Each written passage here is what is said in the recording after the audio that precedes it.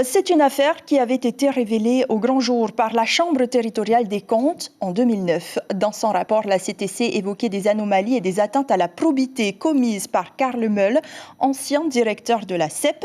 L'enquête préliminaire ouverte par le parquet avait aussi découvert des dessous de table entre le directeur de la CEP et le groupe 2H, entre autres. 20 ans après le début des faits, les 8 présumés coupables répondent de leurs actes devant la cour. Nicolas Suire, Jérôme Lee. Il est reproché à Karl Meul d'avoir perçu des sommes d'argent de manière indue.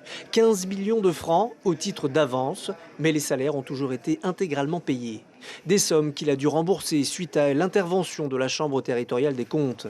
Puis, il a recommencé à s'octroyer encore des sommes indues, environ 16 millions de francs. Il aurait également, d'après plusieurs déclarations, fait travailler 2 employés de la CEP chez lui, sans les payer et avec le matériel de la société. Ils ont rénové sa maison et entretenu son jardin.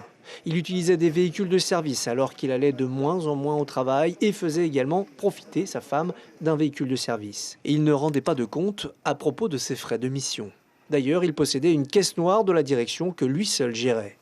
Il s'est octroyé également une augmentation de 35% entre 1999 et 2005, passant d'un salaire brut de 800 000 francs à 1,3 million.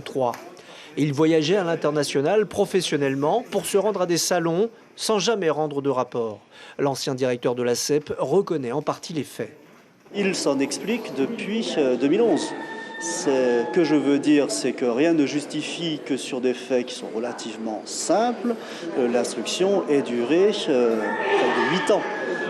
Aujourd'hui, bien évidemment, on s'offusque lorsque l'on entend tout ce que l'on a entendu ce matin, parce qu'il reconnaît des choses qui sont des choses relativement graves et sur lesquelles il fait preuve d'une totale transparence. Et il lui est également reproché plusieurs achats de matériel hors d'usage pour un montant de 37 millions de francs. Des achats réalisés pour des projets qui n'ont jamais vu le jour, qui ont été acquis à prix d'or et qui appartenaient à une société de Dominique Auroy. Ces machines n'ont jamais fonctionné.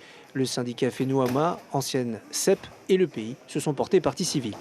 Il y a, à titre d'exemple, un achat injustifié de matériel dont on va reparler. Et cet achat porte quand même sur une somme de 37 millions de francs pacifiques pour un matériel dont on s'interroge aujourd'hui sur l'utilité vu son état de délabrement au moment où il a été acheté.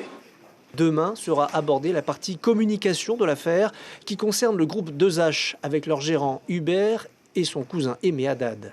Selon la CTC, les dépenses en communication de l'entreprise auraient été décuplées au fil des années sous la direction de Karl Meul.